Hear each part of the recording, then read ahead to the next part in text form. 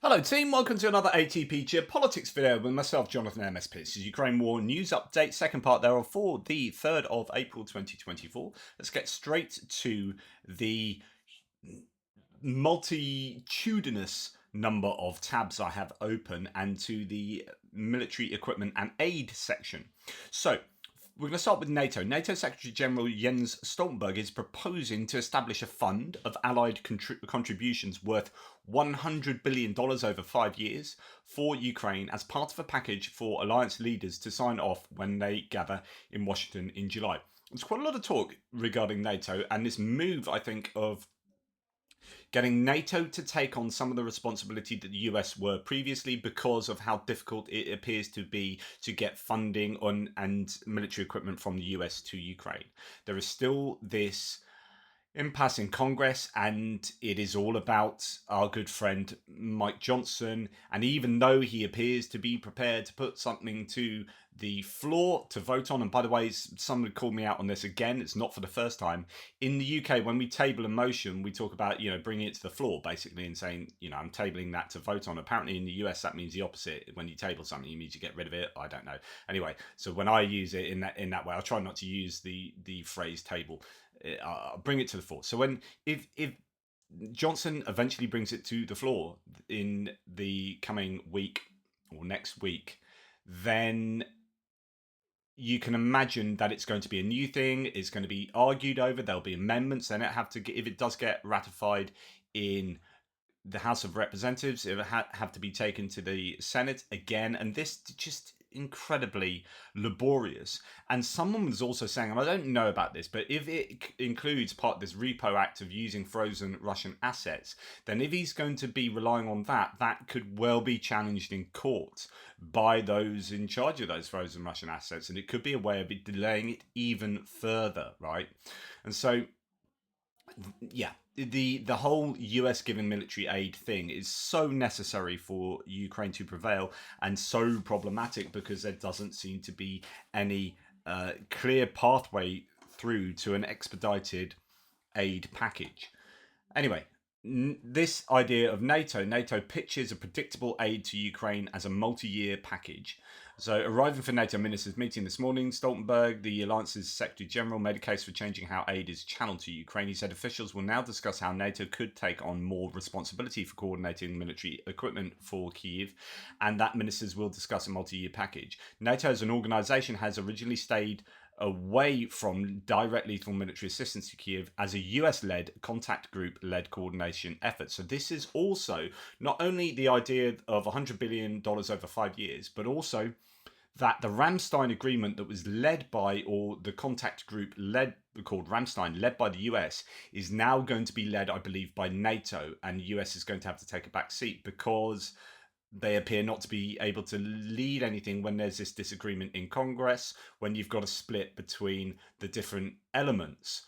Now, this is why I argue for, if just thinking about Ukraine alone, and I know I'm pro-Democrat, but if you want aid to get to Ukraine, then having a trifecta of a Democrat president, a Democrat Senate, and a Democrat majority House of Representatives is the most likely scenario to get aid to Ukraine. When you have it a split, so you've got Senate is just in favor of the Democrats, you've got a Democrat president, but the House of Representatives has a 1-seat majority to the GOP, it means that the House of Representatives majority speaker gets to dictate what is flawed, okay, what is taken to the floor to vote on, and so therefore he's stopping stuff from happening. So if you had a Republican trifecta in November going forward, I think with Trump in charge, you're just less likely to get aid to Ukraine. He has said through Viktor Orban that not a penny is going to go to Ukraine. Of course, what he says and changes his mind and flip flops. Obviously, these things can change, but given the chance of the US not having a single party trifecta, and particularly a democratic trifecta, it means that NATO has to take the lead. Quote, Ukraine has urgent needs. Any delay in providing support has consequences on the battlefield as we speak, he said. So we need to shift the dynamics of our support. He added, we must ensure reliable and predictable security assistance to Ukraine for the long haul, so that we rely less on voluntary contributions and more on NATO commitments, less on short-term offers and more on multi-year pledges. Therefore, ministers will discuss how NATO could assume more responsibility for coordinating military equipment and training for Ukraine, anchoring this within a robust NATO framework. We will also discuss a multi-year financial commitment to sustain our support. The ministerial will set the stage for achieving consensus on these issues as we prepare for the Washington summit. NATO allies provide 99% of all the military support to Ukraine. So doing more under NATO would make our efforts more efficient and more effective. Asked about his proposals, Stoltenberg declined to go into details, but said allies are discussing how to institutionalize support within the NATO framework and how to make it more predictable. And of course, the idea of predictability is massively important for the Ukrainians. I've talked about before how you can't plan to do, and this is a problem with what Mike Johnson was dictating originally. He's stopped saying this now, but he's saying we won't, when he was putting all these excuses as to why the US wouldn't give military support, he said, we want to know what the plan is for the Ukrainians to win this war, and until we know that, we can't give them aid. And then the Ukrainians said, we can't give you a plan until we know what aid we're going to get. Don't you realize how ridiculous that is? And then Johnson just repeated his mantra. But of course, without knowing a predictable supply of military aid and what you're going to get and when you're going to get it, you can't plan to do X and Y maneuvers and offensives and counteroffensives and this and that on the battlefield. Like, if you don't know what you've got, you're just going to sit and not do anything. Like, well, do we have any tanks? Are we getting any tanks? If we're not getting tanks, we're not going to attack. Okay, we are getting tanks. Right, let's then plan this attack. So it's super important that predictable support is scheduled for Ukraine so that they know what they can do. We saw this with the running out of ammunition, and they ran out of ammunition. They didn't know when they're next going to get it, so they started rationing and not being able to defend land and having to concede that territory or cede territory to the Russians. And if they knew they had stuff coming in, they could have used up their rationed ammunition and stopped the Russians further to the east. So super important. Anyway, Politico has said that allies are considering moving Ramstein Group under the NATO control to shield it from Trump. Washington said Washington and its partners are considering moving the US-led Ukraine Defense Contact Group (UDGCG), also known as a Ramstein format, under NATO control to maintain weapons supplies to Kyiv, even if Donald Trump returns to the White House, Politico reported, citing 4 undisclosed sources. So I keep having these arguments with people who doggedly hold on to this idea that Trump is somehow going to be beneficial to Ukraine. Like, not only has Orban said that he's not going to give a penny to Ukraine, being the mouthpiece for Trump, but Trump has admitted that he will force them to negotiations and Ukraine will have to concede territory to Russia in so doing. He's told you very openly what his opinions are. He's more recently said, okay, because I think he's been put under pressure from people who actually know what they're talking about, to say, okay, we can loan them stuff rather than granting them. Maybe that's an option. So you're starting to see Mike Johnson reflect that. But essentially, Trump is not good for Ukraine. And I know some of you out there who respond to me on a daily basis still kind of hold on to this tenuous idea that Trump's going to be great for America. Okay, you can hold on to that, but you can't hold on, in my opinion, to the idea that Trump is great for Ukraine. That's just not justifiable. But because you love Trump so much, or the idea of Trump so much, or because your kind of Republicanism might be associated with also Trumpism to some degree, and you may not be super Trumpy, but you kind of are super Republican, then when I criticize Trump, you don't like that. But here's the thing. Half the time, I'm just reporting what is going on in the international community. So when NATO and international organizations and players and politicians are coming out and saying, we need to do something to mitigate against the Trump presidency, then that is not just me criticizing. That is people knowing that there are potentially large issues on the horizon and things need to happen to mitigate against that. So that's what I'm reporting here. Take issue with them. Also, I have given my own personal opinion today as well too. So anyway, Emmanuel Macron told allies there would be no need to involve NATO or the US if Russia targeted French troops in Ukraine. According to an official, France has had casualties in military campaigns in Africa, for example, without turning to allies for help, according to the Wall Street Journal. This is another hugely important statement coming out here. So, this is the idea that France, if they sent troops to Ukraine, and those troops died in Ukraine, for example, they would not necessarily invoke the support of allies or NATO. In other words, this is kind of a bilateral thing going on, and this is outside of the remit of NATO, which is. Again, there are some in NATO who have also supported. There's a lot of murkiness over this. Some people say you shouldn't do this. NATO troops can't, or troops from NATO member countries can't go and do this, and you got other people saying actually you can on a bilateral manner, whatever. Well, not whatever. Actually, we will find out, I guess, if this does actually happen. But Macron here is apparently clearly saying that NATO need not worry. In other words, we're going to do this, and don't worry about it, and you should be with us and supporting us, rather than constraining yourselves by providing your own red lines. And then communicating that clearly to Putin. Well, now Russian Foreign Ministry spokesperson Maria Zakharova had said that about 1,500 French soldiers will be sent to Ukraine as early as this month. According to her, the group will be put into full combat readiness in April to deploy to the Ukrainian theatre of military operations. Interesting. I don't know what's going on here. There could be several things happening. Okay, first option is this is entirely true, and the French really are gathering themselves together to do that. However, well, that would be huge news, right? That would be massive that they were talking about, well, yeah, we might do this in the future, we're definitely not doing it now, blah blah blah, and then they actually do it. I don't know whether that's like the least probable. The second option is she's just lying, that France aren't going to do this and they are just trying to cause chaos.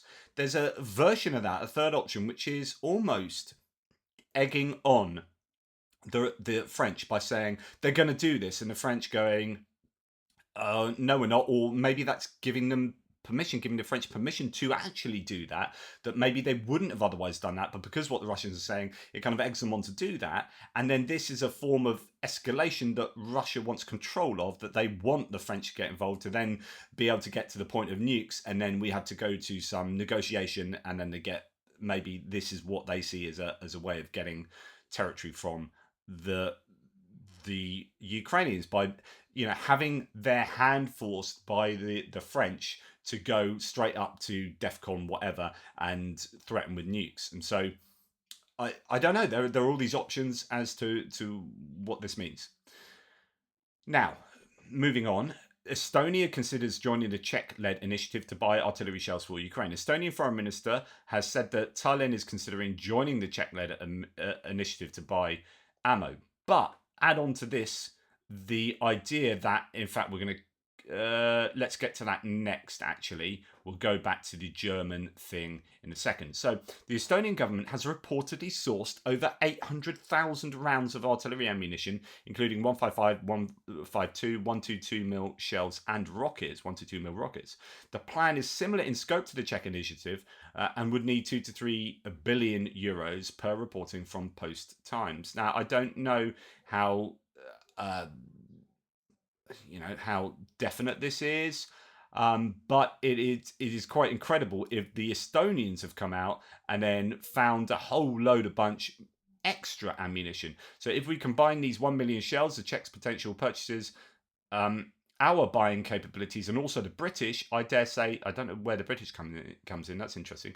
I dare say that it would be possible to send Ukraine 2 to 2.5 million shells this year if the funding was available. Right, so Colby Badwa here chimes in. So another 1.2 million artillery shells for Ukraine. So he's pushed out from 800,000. At the latest UDCG, so Ramstein meeting, Estonia informed the coalition that they have identified $2 to $3 billion worth of artillery ammunition available on the global market, in addition to the ammo source from Czechia.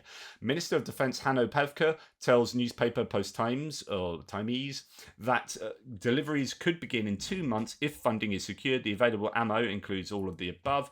How many shells this would translate to depends on the price. Post Times put the average global unit price at €2,500 a unit price, which is reasonable given the Czech estimate of €3 billion being required for 1.5 million shells at a unit price of €2,000. The Estonian initiative could therefore source between 800,000 and 1.2 million shells, and the Czech initiative is not fully funded, though. According to public information, it is imperative that the European Peace Facility's Ukraine Assistance Fund be tapped to finance these procurements. Ukraine can't wait for the ammunition. I presume that might be again calling in to play the problem of using European money to source things from outside Europe, and whether the peace facility funding can allow for that.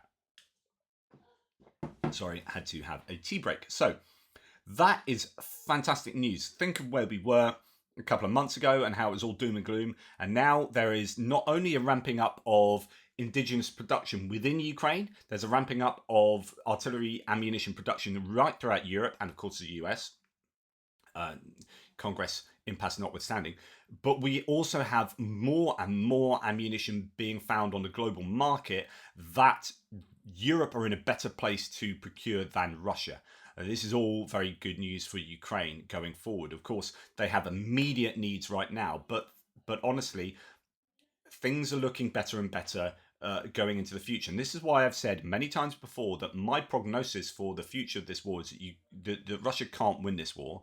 And with the help of NATO, Europe, and the US, Russia are in trouble. And so this is why Russia and the ISW came out with their report recently to say that Russia's best option for winning the war on a battlefield is to win the political war by undermining democratic elections taking place in Europe and in the US, so that governments get elected into power that are more amenable to Russia's objectives. And therefore, it's not that is that you would not get continued financial and therefore military support for Ukraine from these countries, and therefore Russia can win the war on the battlefield as well. But in order to win on the battlefield, Russia needs to win in the information space and in the political domain. Anyway, German aid to Ukraine adds, if the reported figure of €576 million, so we talked about this yesterday, for 180,000 155mm shells from Germany is actually correct, this puts German military pledges to Ukraine to at least €1 billion in March 2024 and pledging over 1.2 billion in February 24. And I talked about that yesterday. He's just added on, pointing out multiple times to me, the German MOD is now officially confirmed the commitment of €576 million. Interestingly, Germany's share will account for 40% of the initiative, the ministry said. So that's 40% of the current commitments, not the full initiative. I think that is in terms of the Czech initiative. So that's a Czech, so again, the point here is that Germany is coming up with the goods where people might get tainted in their perceptions of Germany by what's going on with Olaf Scholz and the Taurus. Honestly, just forget that for now. It ain't going to happen. Concentrate on what Germany are doing and can do and will do, and they are coming up with the goods. It's also, I think we've got that coming. In fact, no, let's go to there now. This is probably the right time to talk about this. So one excuse we often hear for delayed US aid to Ukraine is that, quote, the Europeans need to pull their weight. So this is what Trump has said historically an awful lot. And I haven't heard him say it totally recently, but even though it was false, he was saying it some weeks back and still going on about 120 billion and Europe not paying their share and blah, blah, blah. It is now utterly untrue. So this is going back to the January 15th figures from the Kiel Institute here. But in reality, says Razom for Ukraine, the EU and its member states have committed more than double what the US has committed. So this is government support to Ukraine by country group in billions of euros. So the EU countries and EU institutions, so that means that member states of the EU 27 plus EU organisations take funding from EU member states and then funnel that funding to Ukraine through their own initiatives. So you've got not only bilateral commitments from, say, Germany to Ukraine directly, and then Germany funding EU initiatives that support Ukraine. So you obviously need to put both those together to understand what Europe is doing. And they have funded, and this is 2 months too old now, and it's going to be way more than this. They had at January the 15th supplied 144 billion euros worth of help to the US, and the US had at that point funded 67.7 billion euros of aid to Ukraine. And other countries, and I presume that would include the UK in there, 40.6 billion euros. So the US has done half as much as the EU, and the question is, what's the size of the population of the EU compared to the US? Well, it was, I don't know, without without the UK, is it down to 430 million? It was 500 million. I don't know if the UK is part of that. So let's assume 500 million. US is what, 300? I don't know what it is now, 340 million. So you've got a bigger population of the EU, but then you've got very varied states in there with very different GDPs. So the question is, what's the GDP size of the EU compared to the US?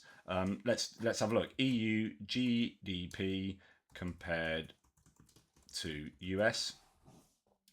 And we have, goodness me, I'll have to look at that. Who knows? Normally, Copilot. Here we go. As of 2023, the US and the EU are the two largest economies globally. So the US has a nominal GDP of $26 billion. The US leads by 8.6 billion, or approximately 1.47 times the EU's nominal GDP. Right.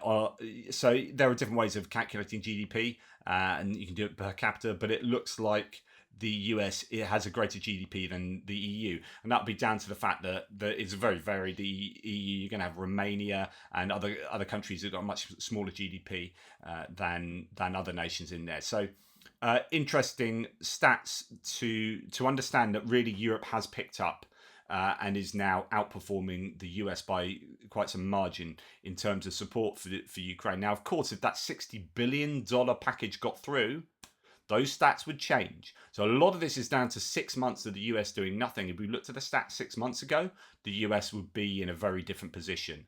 And then, of course, as a percentage of GDP and a different way to calculate that. Anyway, we'll move on now. So the Ukraine's arms industry is building 8 self-propelled Bogdana artillery systems, so self-propelled artillery systems each month. And although officials will not say how many they've made in total so far, the increased output signals a potential boom in the country's domestic weapons production. So assuming we're going to continue to get some decent procurement of artillery ammunition, you've got 78 Caesars coming online soon, you've got the other bits and pieces coming through, like the Germans have got RCHs coming online at some point. These small, what are called remote controlled howitzers, although they're not yet, don't have that ability, but these are those. They look quite small, but actually they're not as small as I thought they were. But you've got some of those coming online at some later point. But if they are producing their own as well, this will overcome some of the attrition that they'll be experiencing on the front lines. Then we have Ukraine developing a Bayraktar-like drone, or a TB2 type drone, named the Sokol 300, that can reach a range of 3,300 kilometers and fly at an altitude of 12 kilometers with a 300 kilogram payload. Wow! It will be able to reach 80 of Russia's 99 main air bases, huge, including the long-range bombers stationed in Murmansk.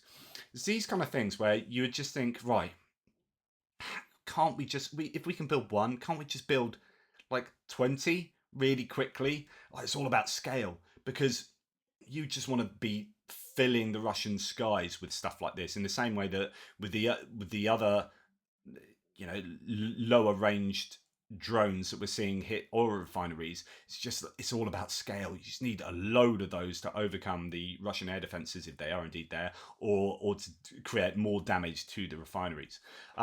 Okay, unmanned Ukrainian military, unnamed, you're not going to get an unmanned military official. It's a robot.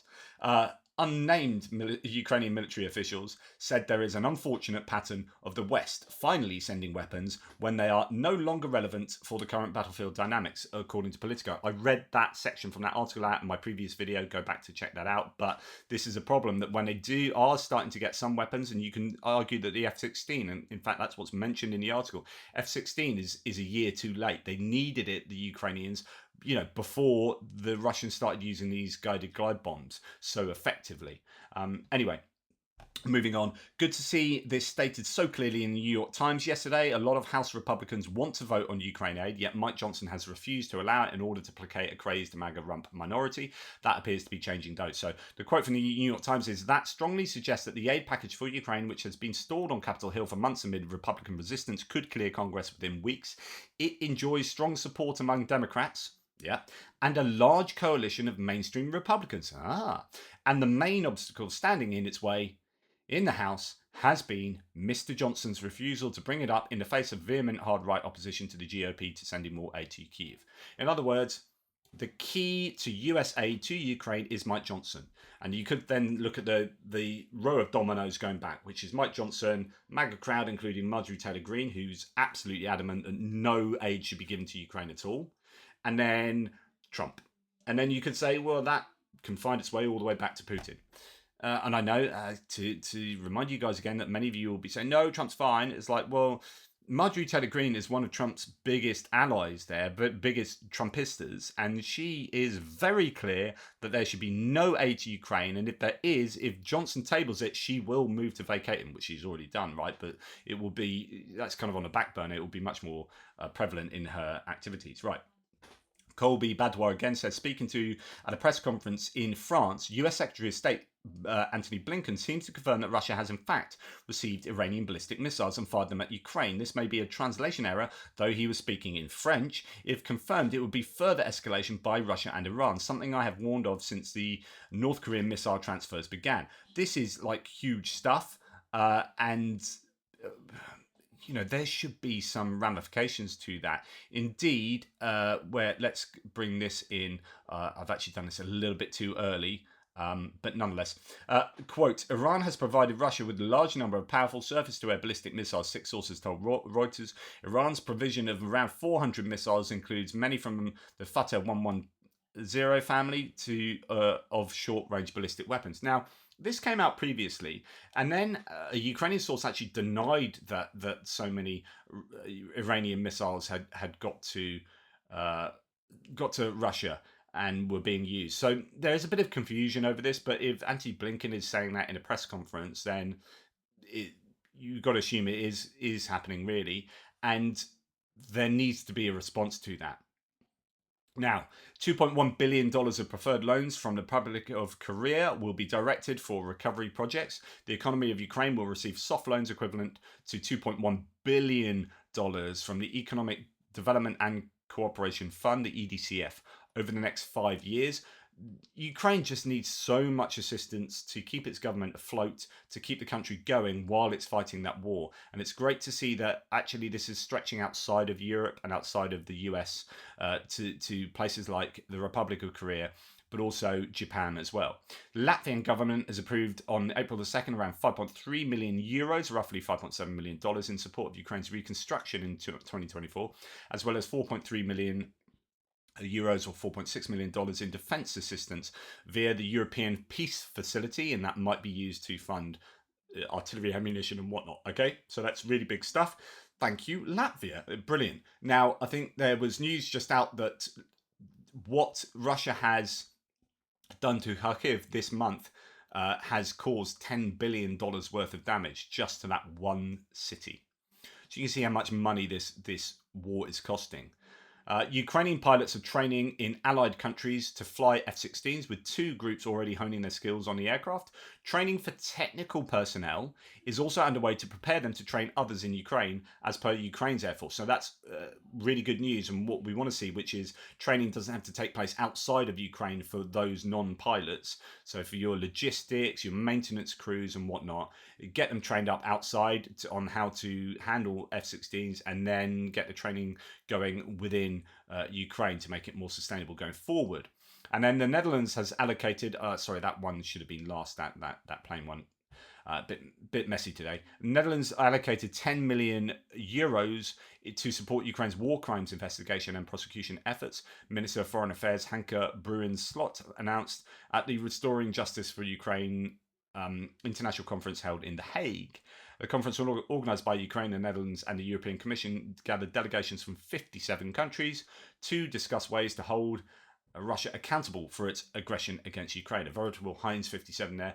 Good news, and again, money needs to be allocated for all sorts of different things. In this case, it's not just about reconstruction, about military aid, but it's about holding Russia accountable in terms of what they have done with the so many war crimes that they have perpetrated inside Ukraine. That's enough for me for the military aid. I'll have to do a separate geopolitical one. There's just so much going on at the moment, as I keep saying. So, sorry, not sorry. Take care. Speak soon.